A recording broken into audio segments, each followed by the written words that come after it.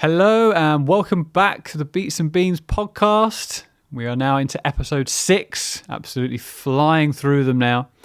And just before I actually get into the introduction for this episode, I just want to take a quick moment just to say thank you to everyone that's listened so far and has actually expressed their support and enjoyment of the podcast. The messages that I've got have been really quite overwhelming, actually, just to see the positive impact that this podcast has had already. And it's only small, it's new, it's growing. I've got lots of ideas where we can take it and grow it. So just a big thank you to all of you early adopters, early listeners, early supporters. It really does mean the world to me. So on with today's episode. This is a chat that I had with Chris Pavey, who is another mastering engineer, just like Stephen Kerrison, who you remember from episode 3 of the podcast. And we sat down, we had a coffee, and you might have noticed, if you follow us on social media, that I like to take little snippets from the show and use that as a bit of a promo to give you guys a good idea of what's going to come up in the episode. They act as a little bit of a teaser, and they just let people know what's coming up. And the way I do that is I go through the podcast and I think, yeah, that bit there, that'll be great to cut out. It works out of context. People can get a really good idea of what's going on, and it's a great little standalone nugget of gold. With this episode, I've never had more bits of gold that I could choose from and take snippets from. Chris is just he's very articulate, he's very thoughtful, and it just feels like there's a lot of care and thought that have gone into his words. And I think anyone that is starting up their own endeavors, whether it be creative or just in business in general, I think Chris would be a really good person to learn from, so that to hear about his mistakes, where he's been in the past, where he is now, and the mindset and the development that's gone on there. We cover some really interesting ground and some really important topics, things like setting boundaries in your personal life and actually more specifically in your work life, and the importance of just finding something that you love that has absolutely no goals attached to it, no financial aims, nothing like that. Just you do it for the love of it. And perhaps even more importantly than any of that, we talk about how bad I am at golf. And that is always worth a discussion. So without further ado, here we go.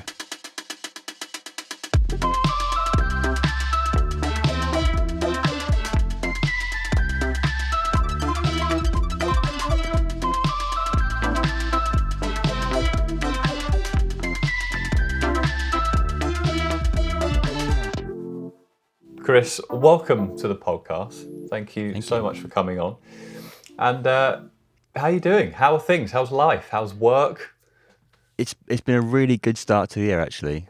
Like, good. We're a week in, and it feels like already a month has passed. I've just dive straight back into the work, and after having a nice little break over Christmas, it's actually quite nice to be back actually in the studio and getting to grips with some music. And I am clutching this morning on some 4 on the Floor. Hey, good stuff. Didn't even have to ask. Representing, yeah. Yeah, love it. You enjoying it? Going down well? Yeah, the only problem is I had family here for Christmas who decided that they would steal lots of my coffee. Ooh. And so I don't have as much of it as I thought I'd have. So I think I will be needing to order some more soon, I think. I'll send you a code, don't worry, we'll sort you out. Yeah, no, it's great. But I mean, like, I always kind of say this, like the whole coffee part of this, it's always the facilitator of this kind of thing. And I just kind of found that whenever I was in the studio, that little moment where you just stop, sit down, have a coffee, have a chat, it's just magical. Like, that's just what this whole brand, whole idea came from. Just like that little connection, that bit of communication between creatives in the studio. Yeah. And there's always coffee there. So I thought, I want to make a bit more of that. I want to celebrate that a bit more. And so, kind of in a roundabout way, that's how I come to do this. But really, it's just an excuse for me to talk to cool people in music and see what they're up to, really. I don't get to produce very much anymore. I spend most of my time doing this, but I can't podcasting complain. and making coffee, yeah. Oh, Yeah, that is a dream. it's a strange turn of events, but yeah, I'm not complaining. But I guess maybe like we could jump straight in with this for you. That like I'm always interested in this because mastering to me is much more of a solitary job than say producing or being an artist, and you're bouncing around all these different studios and you're working with lots of different people. Like I would assume, and correct me if I'm wrong, but a lot of your working day is spent by yourself, and so what do you do for like for relationships and stuff? And the reason I bring it up is obviously I know you through Stephen Kerrison, who I've had on previously. He mentioned you, said you've got to get him on, have a chat with him, and I trusted his opinion, so don't let me down. But I was like, yeah, okay, so you've got two martial engineers. I don't actually know how you know each other or anything like that, but it strikes me as something that you kind of have to navigate. Like that's something you've got to deal with and work out, whether Yeah. that works for you or not, right? Yeah, it's a really difficult one because I think, is it, do we become mastering engineers because of the type of personalities we are? Like, I've always wondered whether that kind of plays into it because I am a very social person, but I also, I'm fine being on my own. I like working by myself. But as you said, like having those connections, those personal relationships is still really important. And especially just like with the last 2 years we've had, deepening those relationships physically, like going and seeing people hasn't always been a thing. But like with Stephen, like we just were talking on Instagram and I can't remember what it was. Stephen will probably remember. It was either about a release one of us did or a piece of gear one of us were working with or just making a comment on each other's studios or something. And I think it's just having those really, as you said, those coffee talk moments, the sort of things you would be talking about if you were sat around in the back of a studio having a coffee or making a tea. Those sort of just almost like pointless comments that are just there just to interact with each other. And I think that's kind of still what you have to do as a mastering engineer if you are disconnected, because you're always at the end of the project. Sometimes a lot of people in the production sort of process forget about you. It's like the mix engineer goes, "Oh, by the way, here you go," and you're like, "Oh, cheers. What's the name of the artist? What's the name of the EP or the album?" He's like, and it's really funny because people go, "Oh, surely people tell you that," and they go, "Sometimes you just get a Dropbox link or a WeTransfer file link, and that's your connection to the project." So I've always liked sending an email back and sort of being a bit nosy and prying, and I'll even sometimes say like, "Could you tell me a bit about the project?" And sometimes I get a 4-paragraph email and I go, "Oh, maybe I shouldn't have asked," or sometimes it's just a sentence. But just having those little interactions really do start like the process of connecting with other people. Yeah, that's because I can think. I mean, when I'm working with artists and we're getting tracks mastered, it's not so much that I'm deliberately keeping the artist away from the mastering engineer. It's more, I think, one, control. Like I know I'm mixing something and I know where I want that to go for a master. But it's more, I feel like it's a convenience thing for an artist. I'm like, look, don't worry about mastering. Like that's part of what you've come to us for. We'll sort that out. So I kind of feel like I'm doing it as a favor. But then, like you say, yeah, if you as a mastering engineer really do want to know what you're working on, you want to know the artist, what they were getting, going through their head. Maybe you can tap into that a bit more. So that's really interesting to know. I think maybe I'm missing something there, and that bringing in everyone that's working on something a bit more collaboratively, more so than I thought, might actually have some benefit to it. So that's definitely something for me to think about. But let's just wind back a little bit because we're talking about mastering. I don't necessarily need you to explain too much what mastering is, technically speaking. I think Stephen done a pretty good job of that. He did a perfect explanation. I'm not going to try and top. No, but I am interested to know what it means for you and what drew you to of all the things you could do in music. I mean, why get involved in music? Like I always say this, like there's got to be a degree of stupidity to get into music because it's such a crazy industry, but I love it. So yeah, why music and why in particular for you mastering? Well, that's a really good question, and actually I've had quite an odd sort of story into music because I started quite young, like 14, 15, doing just band stuff. and I had a really good mentor in live sound. So I used to go and do like just like lugging boxes and stuff for a mate's dad doing live sound. And then ever since then, I sort of did a little bit of everything, which I found really interesting looking back on, going, oh, actually, every time I look back at what I've done, I did a little bit of this, a little bit of that, and I kind of touched every area in music. But the thing that stayed with me the most was always mixing and mastering, and then finally mastering. And the reason is I do have quite a short attention span. I like sort of seeing a project like through to the end and like that whole completeness feeling, and mastering, you really do get that sense of like, it's now done, it's finished, there's nothing else beyond this. And there is something quite, there's a really good feeling that you get when you send off this thing to the artist, because for that moment you're the only person who's heard it in its final form. And that I still get a kick out of that, and that happens every single day, every single week. And every time I send the email off, there's always that feeling of, oh, I hope they like it. But there's also that, do you know what? If this is the one that's going out, like for this half an hour, this hour, whatever, this day, yep, I'm the lucky person on earth that's hearing that for the first time, the only person. And that's just, that always stays with me. Like I've just, if that feeling leaves me, then I'll just stop doing mastering, I think, because, yeah. Yeah. That means the flame's gone out, yeah. Yeah. That's so cool. I've never thought about that. You got that little bit of, what's the word? Not power. That's the wrong word. But yeah, for a brief moment, privilege. You've got yeah. That's Yeah. it. Yeah, you are the only person that has heard that song in that form. You know, its released form for a period of time, and you know, it comes with the massive responsibility of being the one that's got it there, right? Like, Yeah. the song's gone through so much. Yeah, but I think responsibility is a great thing. Like, I think you're right. You can definitely feel the weight of it, but responsibility for me is definitely like a bit of a motivator. Like, I think that kind of gets me going. But you know, the song's gone through so much up to that point. It's been written, it's been performed, it's been recorded, it's been mixed, it's been produced, all these things, and then it gets to you. You're like, right, this is it. This is the last hurdle before it goes out, and you just got to smash it. And I always find that, like, I very rarely have like tweaks and feedback and you know, revisions on mastering. I think once I'm happy with the mix, I trust my mastering engineer will just get it. I mean, I'll happily give her a shout out because I'm having her on soon. Katie Savini, like she was the first one that I found just through recommendations. Sent her a track, came back perfect. Like, okay, job done. Like, this is great. This is just, you know, it works. Katie's a fantastic engineer. Yeah, she's so good. Absolutely love her. Yeah, but I met her for the first time. What was it? I've been working with her for a couple of years, and only met her in December, just gone, at a gig.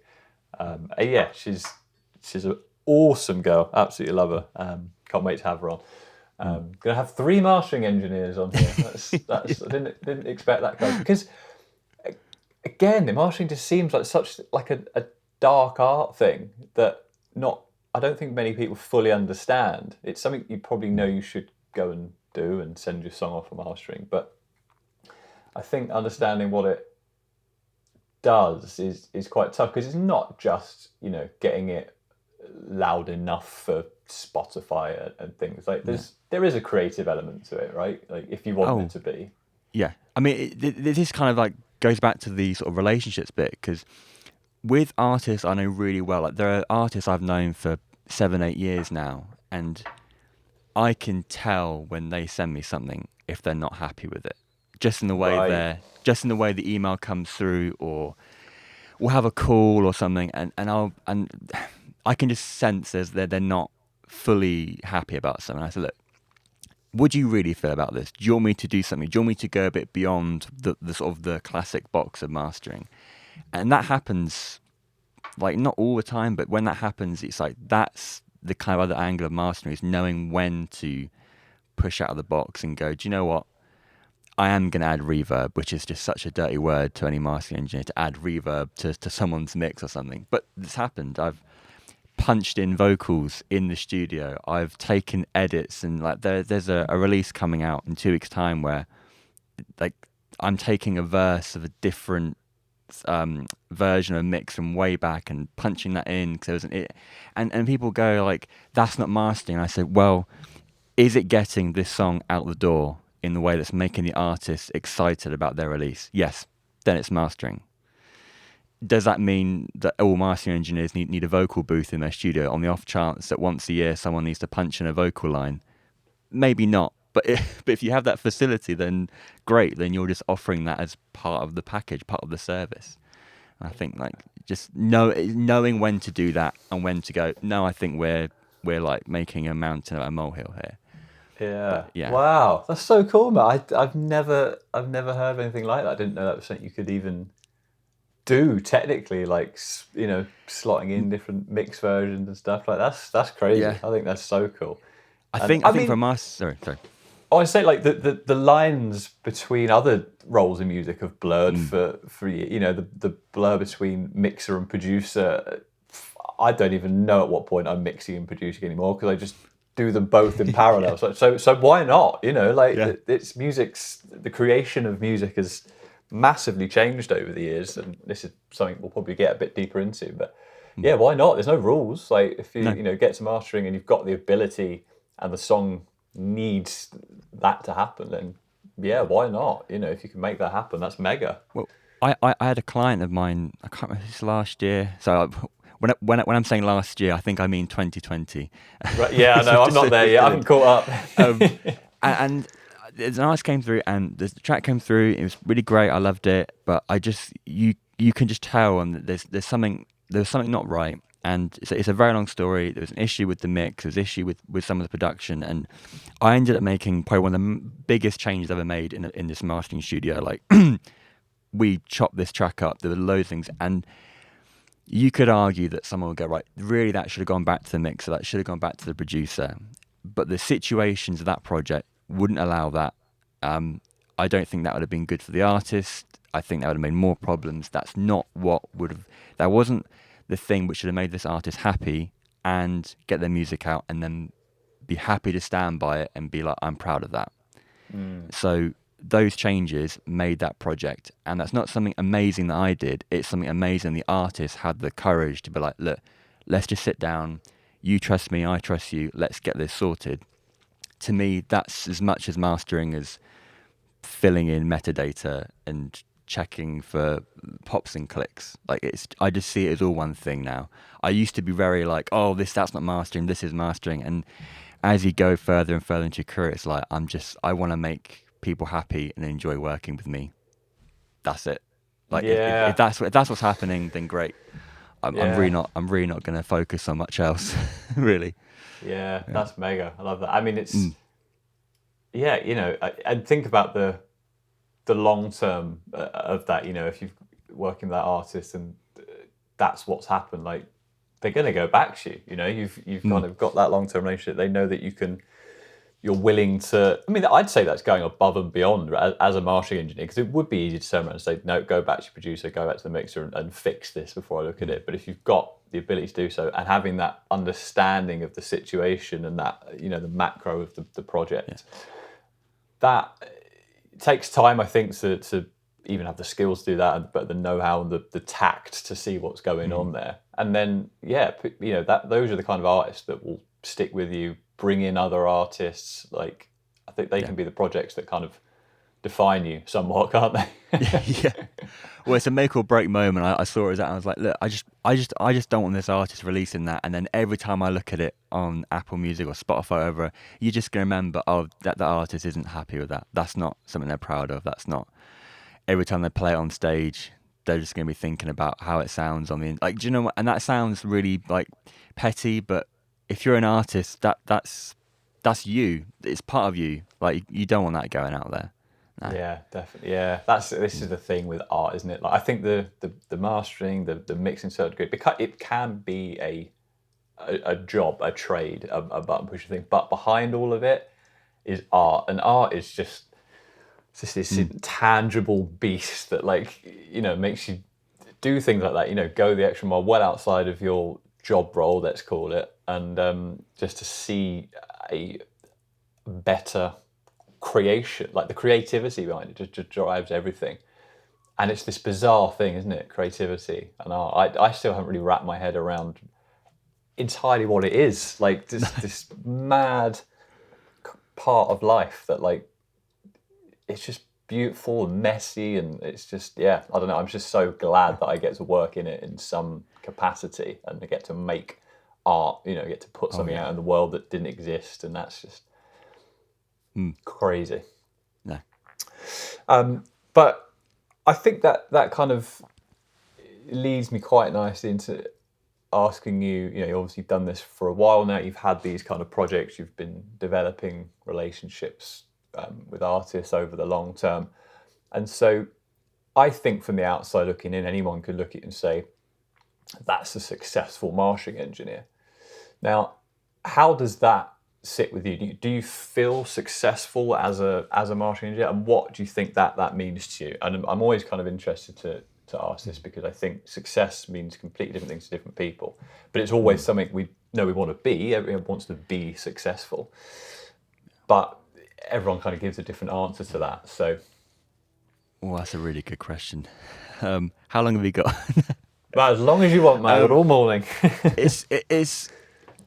I as I said, I've done a lot of jobs in the music industry and sort of touched on a lot of the sort of main bases, as you'd call it. And my sort of goal for success, this sounds very sort of like reductionist, but just being happy.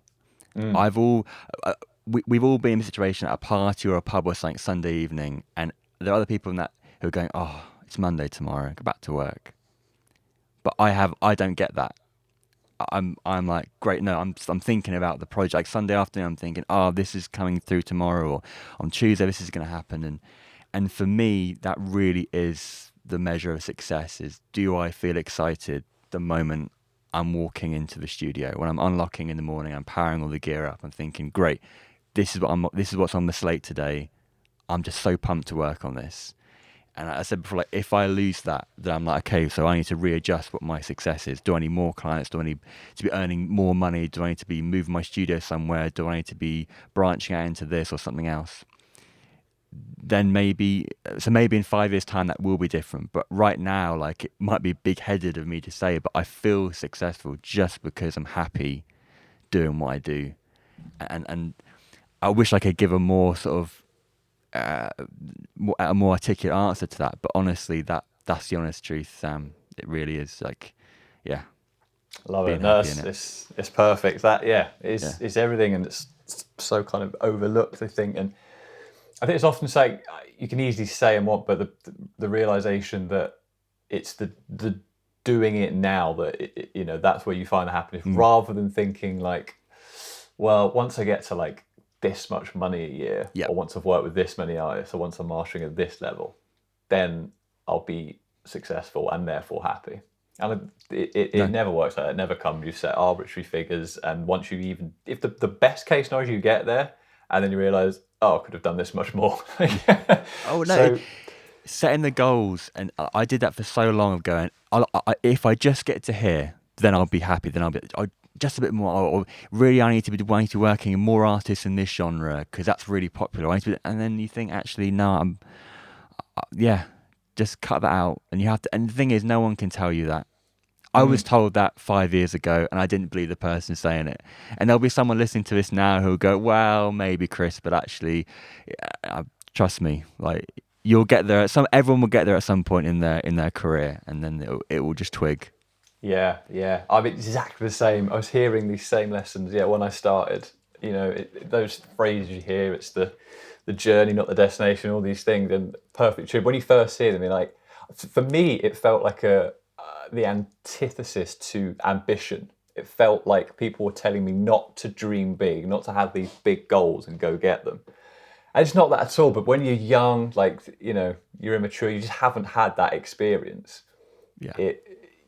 You just need, you need to just, you can't cheat, it's just time. You just maturity. And for me, it took a long time. That defined like the early parts of my music career, just not being happy because I wasn't like Mark Ronson, you know what I mean? I wasn't the best producer, and I was like, but I'm so good, I deserve to be the best producer in the world. And it's just, you look back and think, oh God, what an idiot. Yeah. But But that's just the kind of the you have to walk the path, then you have to walk down it and make all the mistakes and get beaten over the head. But then when you get up again, you're like, okay, next time, listen. Yeah, it's I think recently actually it's been wrapped up quite nicely for me in a way. I've just been reading a book, maybe you've read it. It's called The Subtle Art of Not Giving a Fuck. Yeah. It's a great book. I mean, I think it kind of lost me in some places, but there's a few things in there that are great. And he basically, the concept in it was that seeking happiness, just seeking happiness, can be a counterproductive thing. So happiness comes from solving problems, having pains in your life that you're happy to deal with, right? You will not go through life without suffering and downsides and pain. So pick the problems you want to have, right? So it's a case of like, you picked being a marshalling engineer because it comes with tasks and jobs and hours and dedication, all these things that you're actually happy to do. And it's that kind of, I think that's took a long time for me to really realize what, yes, I want to be a music producer, let's say, but I also wanted to be a guitarist touring in a band, but not really realizing that what that took, I didn't want to do. I didn't want to go through the pain and the actual work it takes. I just wanted the end thing. And so, I think having that, like, okay, I want to be this. What does it actually mean? Like, what am I going to have to put up with to get there? Am I happy to do those things? That was a big, big unlock for me, I think. Absolutely. And if you haven't read that book, I definitely recommend it. I was talking about it last week as well. It's just, it's interesting. It's got its roots in like a lot of Buddhist theology, but it puts it in kind of very lay term. There's a lot of sort of humour to it as well. But I think also, like, especially in our industry, we all do a lot of sideway looking as well. So we're all like in that, when you're like that sort of young, sort of, you really want to forge your own path and go forward, but you're also doing this all the time. You're looking left and right and looking at everybody else, and they're going, well, they're moving in that direction, so but they look successful. So if I just move in that direction as well, then that'll make me successful, won't it? And then you start doing all these mind games of following things, or maybe I should go instead of, you said, making your own mistakes. Truly forging your own path forward, not just following in someone else's wake or trying to copy them or move sideways. And that took me a while to figure out. Yeah, I think that comes from like a fear of failure, right? Like you're worried about your own kind of path and success, and you see someone else doing it well. I think, okay, I'll do it that way because that must work and will work for me. You're kind of scared to take your own plunge in your own route. I think, that fear of failure is a powerful thing that can hold you back, I think. It's so damaging, yeah. Yeah, big time. I mean, you kind of touched on it briefly then, but I mean, how does the next kind of, let's say 5-10 years look for you? What have you kind of got in the pipeline? Do you think in those terms? Do you think, where do I want to be in 5-10 years? Yeah, I sort of set no sort of time goals on these things. It's more of a just what I want to do going forward. But really, I'd really like to start either teaching or having some mentor role or something. Because when I look back at where I am now, I wouldn't be here without probably 4 or 5 really key engineers who took massive amounts of their time to explain things to me, like really sort of go into things and let me ask questions and sort of really be involved in sort of places where I was very lucky to be. And I look back at that and going, wow, do you know that I was seriously lucky that I got to be there and attend that and do this. But that's not because I had anything special. I just was really lucky that the people that were there. And I'd really like to do something like that and have a sort of, not necessarily like mentor sounds very sort of powerful role, but I mean more just I just want to, if someone wants to learn mastering, I'd love to talk about mastering and teach them mastering. Now, whether I'm going to be the best teacher in the world, probably not. But if you want to ask me a question, I will explain it and I'll do my best to help you understand that, because that was integral to me being where I am. Absolutely integral. You can't read. You cannot learn this through books and the internet. You can get halfway there and you can learn a lot of stuff, but you need to speak to actual people that do this stuff, and that took me a while to figure that out as well. Just chatting to people that have done way more than you've done. Oh, mate, that's so painfully true. I put so much of my hope and trust in the internet. Like, I can learn anything I want. And you know what you can? I think this is where it gets interesting. Is I think you can gain all the knowledge in the world you want about anything if you read enough about it on the internet. But that does not come with wisdom. The only way you can actually apply that knowledge, going out, doing it, making mistakes, talking to people that have done it, getting real hands-on experience, and that's a difference between knowledge and wisdom. And that's what actually makes you good at something. You're not going to be an expert in just sitting down, reading books and watching YouTube videos. And I think it's great that you want to do stuff like that. That kind of getting to that point of your career where you're ready to give back and look after the people that are coming up. I think that's But also, sorry, I was going to say, it's not also just about. It's almost like a selfish thing, because I want to speak to other people who are learning now, because I want it to be a two-way street, because I also don't want to be stuck in my ways about stuff. Like, say I had an assistant and they came in and they looked at my setup and they were like, what are you doing? This is the most stupid way to set up this thing. Can I show you this way that will save you 25 clicks and all of that? I would be so excited for them to be like, seriously, just change it. Change the setup. Because I can't spend all day looking at stuff, changing things, honing stuff, because I have work to do. But I want other people to, like, whenever, again, like, I have loads of marketing engineer friends who, like, I look at stuff and I go, oh, that's a really good idea. Why have I been doing it this way? That's really stupid. Right, I'm going to change my entire workflow to implement this one thing. And because I'm a gear nerd and a tech nerd, like, I love that stuff. And I think having other people about you, especially as a solitary marketing engineer, having other people around you just to go, why are you doing this? Like, come on, granddad, this is a way better way of doing this now.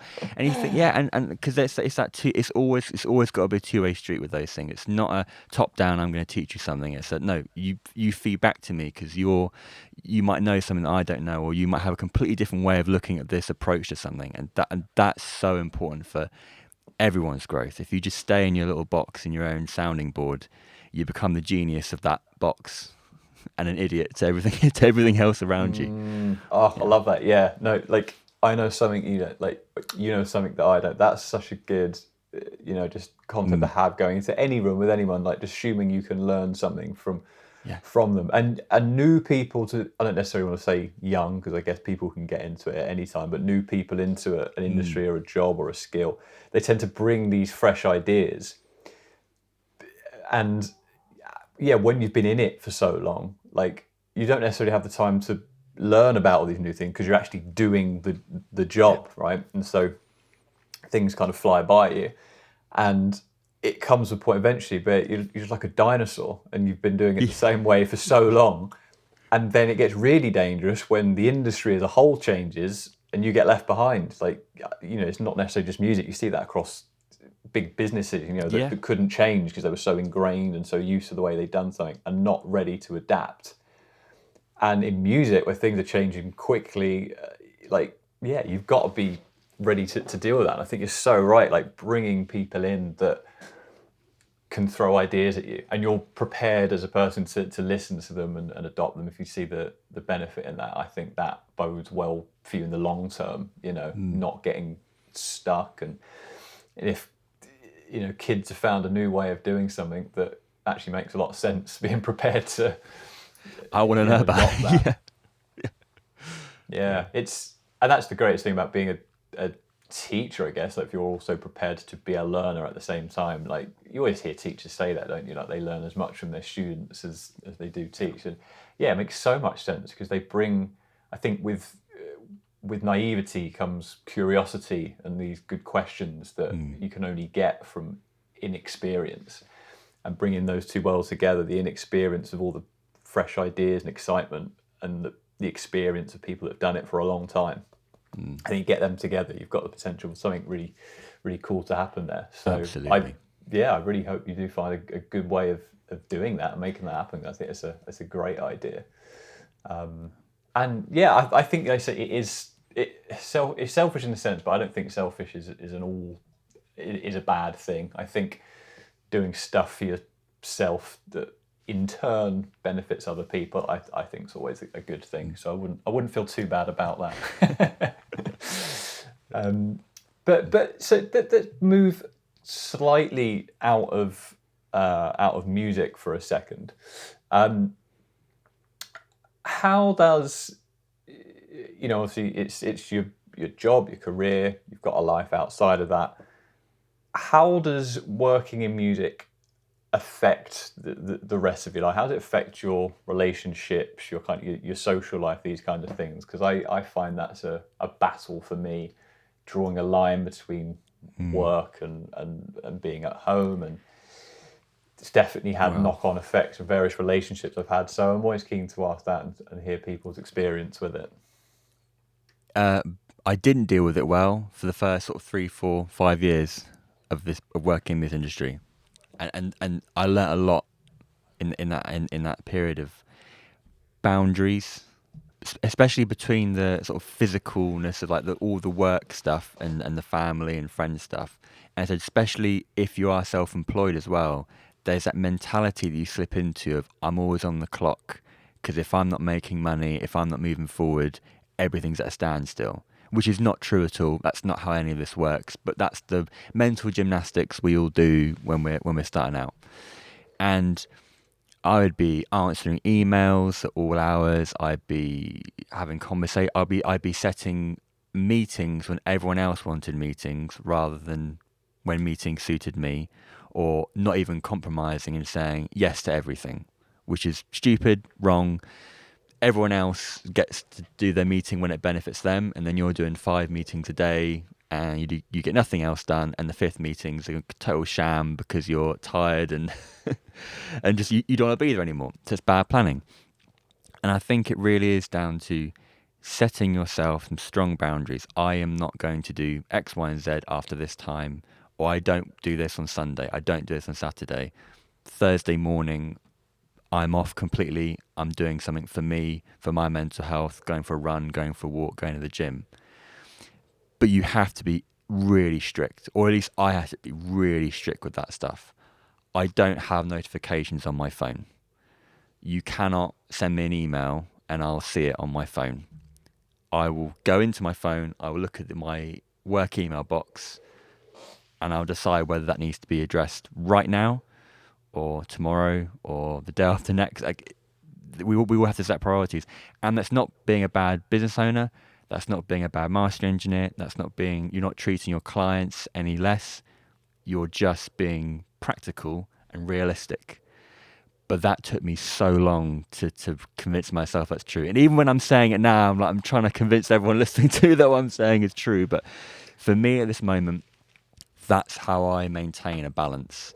And it's why I can have relationships, and I can spend time with my family, and I can have a healthy lifestyle and still do both things. And yes, sometimes I am doing a meeting at 10 at night because the person I'm speaking to is other side of the world.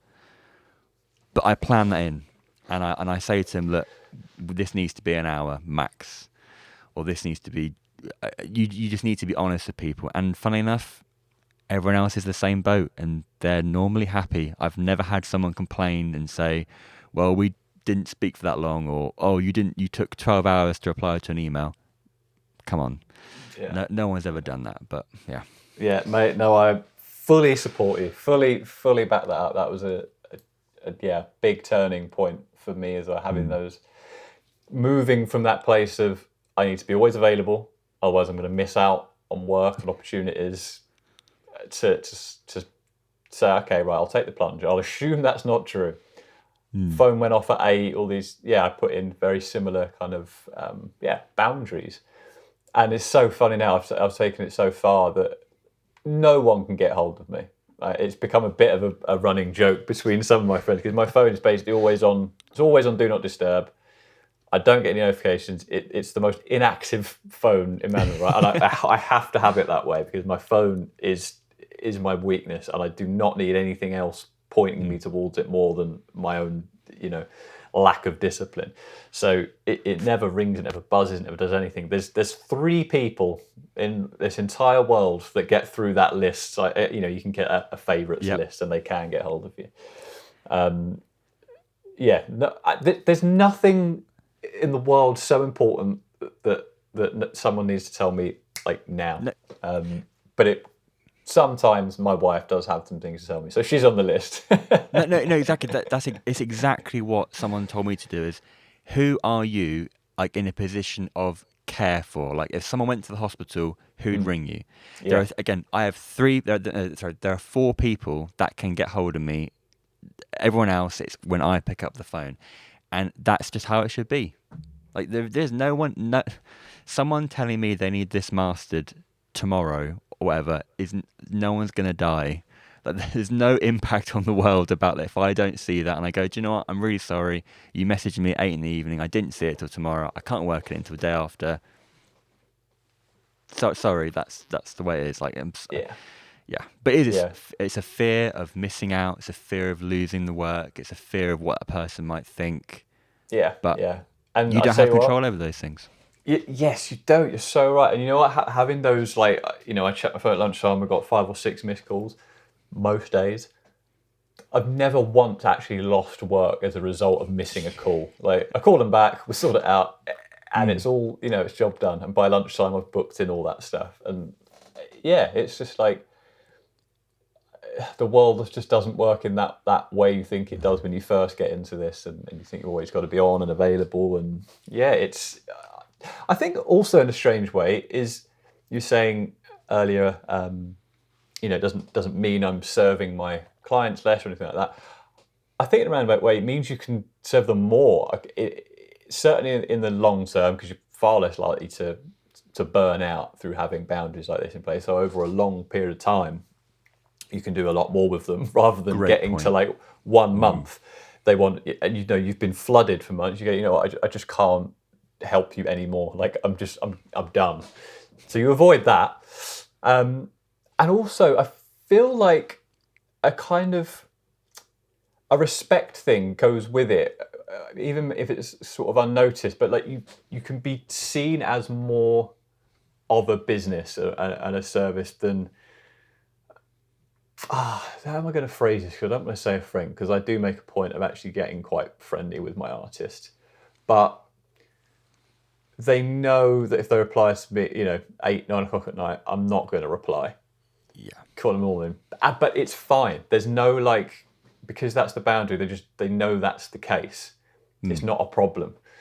Whereas if you start to set the opposite boundary, like you do reply at 10, 11 at night, and then you stop, that's kind of when the problem could set in, because you've set up, outside of those boundaries. So maybe it's a hard thing to adjust to at the start. But God, yeah, it's so important. So important. Yeah. Being able to, because that's the point. It comes down to you. It's your responsibility to do, right? It's up to you to make those boundaries. No one's going to do it for you. Taking some ownership of it. And you miss out on far much more if you don't. Like you let's say in all those cases, we both missed out on one project, but you then lost out on a relationship or something to your family, or that's to me, that's just far more damaging than losing one track or an album or something. And then also you'd say to yourself as well, if the person chose not to work with you for that sole reason, maybe they weren't going to be a successful client in the long run anyway. But it's just, again, we keep coming back to all these things that I was told years and years ago. You're like, I have to make some mistakes to believe it. Yeah, no, you're so right. Yeah, you can hear all this stuff and you can learn it, but until you live it and it happens, and that's the only way of learning, isn't it? And I guess, how do you kind of encourage that to happen? I don't think you do. It's just time, just understanding that in the younger parts of your career, you just haven't had enough time to make these mistakes, but they will come, and you and you can learn from. But I suppose that the benefit to hearing this sort of stuff is when that happens, when these turning points come around, when these kind of moments appear, you can be a little bit better equipped with it than I probably was at the time, because I didn't even really start getting into this, how to properly run myself as a producer healthily, all this stuff. For, I don't know, let's say 2 or 3 years ago was only when I really started to take it seriously enough. To that point, the 2 years prior to that, I was running on entitlement and like I was going to be the next biggest thing. No one was going to tell me otherwise. I didn't even think to listen to other producers, or I was like, no, I'm doing my thing. I'm amazing. This is happening. That's how bad it was for me. Yeah. And it come to getting to a point of going, okay, this isn't working the way I thought it would, to kind of get some extra help with it, I guess, and listen to other people, and then sit down and go, oh my God, I was so wrong. Like, the world does not care about me one bit as much as I thought it did. Like, it will just come and sledgehammer you straight in the face at any chance. And Yeah. And again, I wish I knew that sooner, but that isn't how it will get you at some point, and when it does, it will shape you. But no, I'm so glad you said that. So relatable. But yeah, so I mean, again, something you kind of touched upon earlier. Because you like to go for runs and stuff to look after your head, because that's another big thing, right? Like, I think just creatives in general tend to struggle with their mental health, and I don't know if it's necessarily the being creative that causes it or vice versa. I don't really know, but you do find it's quite a common thing with creatives to struggle with their mental health, certainly, and be the ones that hopefully are the first to look after it, but often don't. So what's kind of your experience with that been, and what do you do to look after yourself, and things you found useful that you'd recommend to others to try? Yeah. Well, like, to cut a really long story short, like 2015, I was actually quite ill, and so like a physical illness, and then that there was the mental health bit after that, and I have huge anxiety, like 2016, and running my own business, and like it was almost like everything came to a head at that moment, and I wasn't prepared for it because I didn't have all these things sorted. I wasn't having all the best practices, and ever since then it's been like mental health number one. Then like get your stack in order is something that someone said to me, and that has just stayed with me. It's like you have to find what your stack is, and you have to prioritize, and really, if your mental health isn't the number one slot, everything else just falls completely apart. Relationships, business, well, everything just doesn't work. So I really make a point of going, if I can tell when I've been in here too long, because like your work slows up, you're not productive, you find yourself scrolling through Instagram, you're not doing what you're meant to be doing. It's like, right, get outside. My big thing is being outside. I'm very lucky where I live. I live outside of Cambridge in the Fens, and I can go out of my house, turn left, and in 100 feet I'm standing on the edge of a riverbank. And I know that I'm so lucky to have that, so I use it every day. I go for a walk every morning. It sounds crazy, if I don't go for a walk in the morning, even if it's tipping down with rain, I have to go out, because if not, I'm not going to have a good day in here.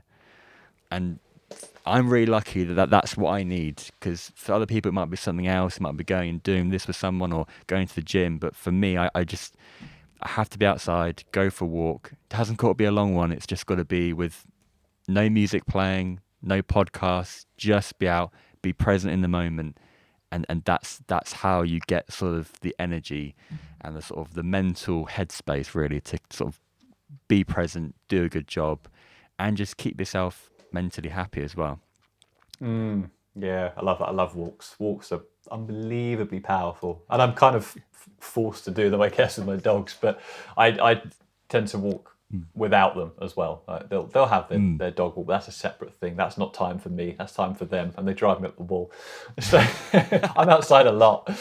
But yeah, so even if it's absolutely hammering down with the rain, that could just be such a nice thing to go and do. Like just feel what that's like, and yeah, like I said, like just being in the moment. And I think one of the key things to that, maybe this isn't your approach to it, but it's something I've found, is that it's doing something for yourself that you enjoy with absolutely zero pressure, expectation of results. And like this is where the problem with creatives come from, is you find something you love, music, painting, whatever, and you turn it into your job. Yeah. Now you've got a problem, because now you've got no outlet, right? Everything you enjoyed has now got financial goals attached to it, and it's a business, and the game has changed completely.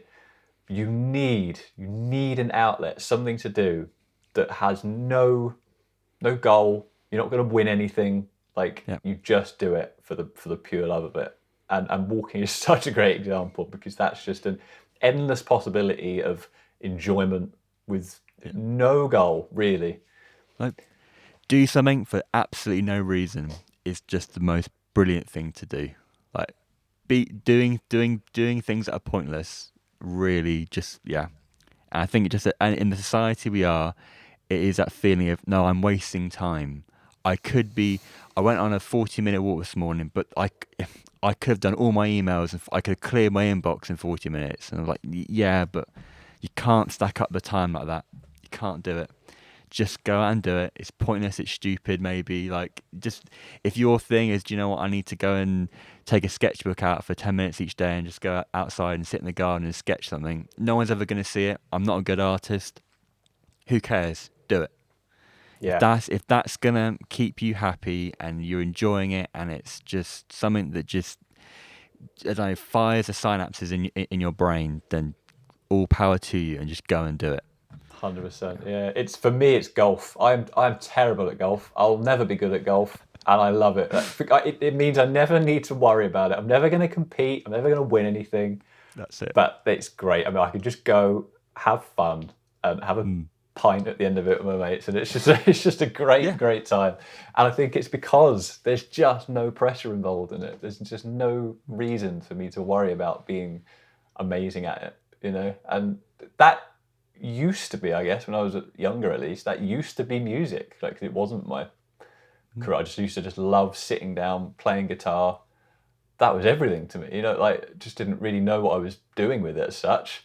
And then that turning point came where I made it a living and a job, and I didn't realize the negative implications of that, because sounds like the dream, doesn't it? You know, you find something you love doing, you get good at it, you do that every day, you never work a day in your life, except that isn't true, because it really does turn into work, just a whole different kind. And not realizing that if you're going to do that, fine, but you've got to find something else that's going to kind of is just a hobby, just for enjoy, just having a hobby and not turning them into businesses. And something that John Seaton had on episode 1, he said, you know, we do tend to live in a world now where if you get good at something, get noticeably good at something, and your friends and family see it, one of the first things I'll say to you is, oh, you should, you know, like set up a business doing that or something. You know, you could do that for a job. And you think, oh, yeah, maybe I could. And whether or not you can is besides the point. But suddenly the enjoyment has gone. It's like, oh, now I need to make money out of it. Yeah. And that can be so damaging. Yeah. So I think it's really important to think about that, like having enjoyment and knowing that by itself is not a waste of time. It's a complete opposite. It's such a valuable use of time. So I hope people can take something away from that.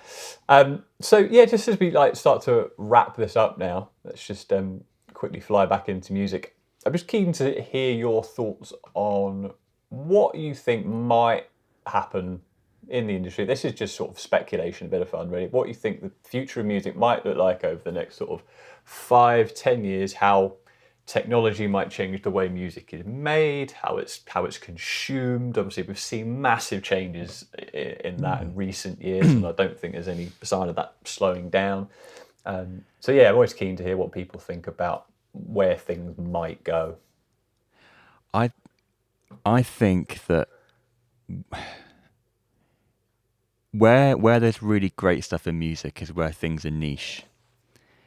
And I work with loads of artists who, like, their success has come from really narrowing something down to what is they're really good at, what they really love, what their fans really love, and just focusing down. And I really believe that's where we're going to see like a whole bloom in the industry of, like, not necessarily through Patreon or that one service, but the idea of you get massively invested as a fan into this artist, but then with everything they do. And that's already happening now, because someone would say, yeah, come on, like that's YouTube, that's Patreon, that's all these things. But I think we're just going to take that into a completely new era, I think. Because as everything gets bigger and more accessible, the joy is going to come from, there's 50 tickets for this in-person gig in London for this artist that no one else knows about other than their 50 or 60, whatever, Patreon subscribers. But then that moment becomes massively more than going to a 10,000, 15,000 person festival where you're so disconnected from the artist. And again, people will say, oh, this is already happening. And it is, but I think we're just going to see that go into such a... I can't picture what the extras are going to be yet, but I just know that's where this sort of the indie industry, I hate to kind of segregate all the industry into things, but that's the only way I can articulate at the moment, sort of the non-mainstream independent sort of section of this industry. I can just see people just going down that route further and further, and there are going to be some amazing things come from that. And it's what I would prefer to do personally as well. I think that's where I'm. Yeah, that's what I'm hoping it's going to happen. So it's almost like this step away from trying to be bigger and bigger, and actually embracing the intimacy and the independence of being a smaller act, and not necessarily chasing anything bigger. It's not in terms of number of fans, but doing everything just for whatever that number might be. Is kind of arbitrary, but really, really going to town on just doing stuff for that group of people. I think it's more accessible. It's more realistic. It's also, I don't want to discourage people from dreaming big and wanting to do bigger, but I think it's more obtainable. Like if you want to really connect with a group of people that really are invested in you and love your work, you can release something on Spotify and get millions of plays, but have no idea of any connection to those fans. And maybe you're okay with that, and then fine, that's not a problem. Or you might do a gig and you pack it out with 80 people, and 80 people stay for 3 hours after your show talking with you outside. As if I was an artist, I know which one I want to be. Like, I can tell you now, because I would feel, like, go back to what we were saying, that to me would be success. I would feel successful as an artist. Would I feel successful having 1 million streams on Spotify? Or would I just want 2 million streams? You'd feel successful for about 3 seconds. and then I'd see, just I can say, like, on topic, like, and then I see the bank balance come through and go, oh yeah, no, I'm not successful. We won't go down the streaming route. No, we don't have enough time. We don't have enough time. Enough time to dig into Spotify. Yeah. No, it's so interesting. Yeah, I think we'll definitely, hopefully, see what I would call as a positive shift in mindset and what success and goals and defining those terms. I think hopefully we'll see a more positive shift away from it just being getting those 1 million streams, because I think more and more we're realising that is meaningless in itself. Like, that doesn't mean you've got 1 million people that are going to want to turn up and watch you sing. No. And certainly now, as we start getting back into the wild and live music can happen again, artists are reconnecting with that, and fans are remembering how good that is. I think you could well be right. I think that is something that could easily happen. Actually wanting to make the most of those real sort of that connection, that almost like community that I guess a good artist has the ability to build, and that be the success, like not worrying about how can we get more people into this, like just doing their thing, finding their tribe, people kind of get really into it and stick to it like glue. And I think maybe this says almost the opposite, but I feel like there's an element of, every time I say this, it gets a different reaction, but NFTs will be a thing in some description or another in the future. But there's an interesting element to NFTs where they can kind of have the ability to turn artists into stocks, right? So artists might be able to sell an NFT or a collection of NFTs for, I don't know, a physical copy of an album. But with it comes royalties. So artists for the first time will be able to share financial incentives basically into their kind of world, which is a fairly new concept. So what it means, if you're a die-hard fan of something, you can buy into them like you always have done, with the financial incentive to kind of hope they do well. It's like, check out this artist. Like, that's something people have always done, listen to this artist, think they're great. But now it's like you've got a financial incentive to do that. And unfortunately, in most parts of the world, money makes the world go around in one roundabout way or another. So that's kind of interesting. I think can lead to a bit like saying like super invested people, not necessarily huge numbers, but those ones that really tightly knit you, actually having a revenue share, or at least a mutual financial interest in you doing well and your success, way more so than ever before. So I think that would be interesting to see how that plays out. But I think at the moment it's all still a bit of a buzzword, isn't it? And it's just kind of like it's cartoons and stuff. yeah. But no, I think that's a really interesting point, and I hadn't really thought of it as like a commodity stock. But you're right. It's you're saying I value this artist, and I'm hoping that this thing, whether I NFT of an image or a video or something, is maybe not worth as much as it could be now, but I'm banking. I really like that because also that gives the artist a revenue income at the start, and it may not be massive, but as you said, like it's every bit will help the artist on the way. So, yeah, it's super interesting. I don't know how it will play out, whether it will look like that, but it's definitely it's interesting nonetheless. And I think will be the next big change that comes along, but I'm fully prepared to be wrong on that, but be interested to see how it plays out. I mean, does turning your favourite artist, into a stock exchange sound like a good thing? Not necessarily. It sounds a bit corporate. Going to say, so how many do you own, Sam? Check out my portfolio of artists. Yeah, it's, I don't know, there's definitely something about it that feels a bit cold somehow. And turns it a bit less arty, a bit more corporate. I'm very cautious of that. But, I mean, biggest artists in the world of, in some sense, is making a lot of money. So there's a link somewhere that, money doesn't have to be this big evil thing.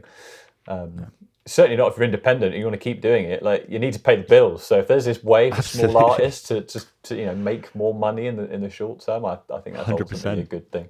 Yeah. So I mean, I think that's a great place to wrap up.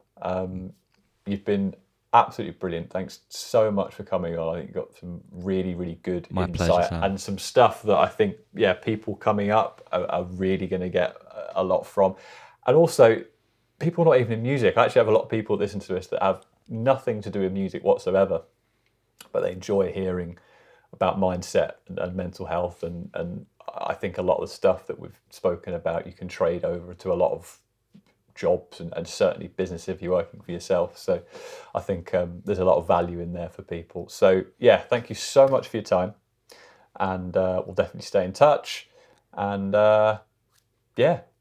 take care of yourself. Thank you so much. You too, Sam. Thank you so much for having me on. Thank you. So there we go. Big thank you to Chris for coming on. If you want to know a bit more about Chris, about his mastering services, anything like that, then you can do that on his website, which you can find on chrispaveymastering.com. And just as I wrap this episode up, I just want to re-highlight the importance of finding an activity, a hobby, a craft, just something that you love doing.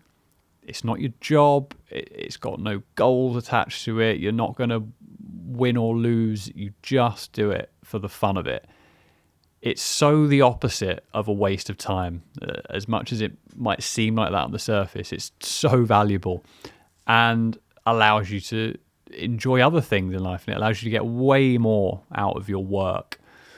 So that's definitely just something to think about and take away from this episode. And as ever, if you want to get your hands on some great coffee, you know you can do that. That's on bigbeatscoffee.com. And while we're here, I would just like to take a quick moment to announce some exciting news. And that is that we will be releasing possibly up to 4 new coffees within the coming months. We're going to see how a few things play out, but there's some really cool stuff on the horizon, which I'm very, very excited about. We're going to have some collab coffees. You may have already slightly guessed that we're going to be doing a decaf, because I've kind of dropped a few hints about that. So that's coming soon. Very excited about that.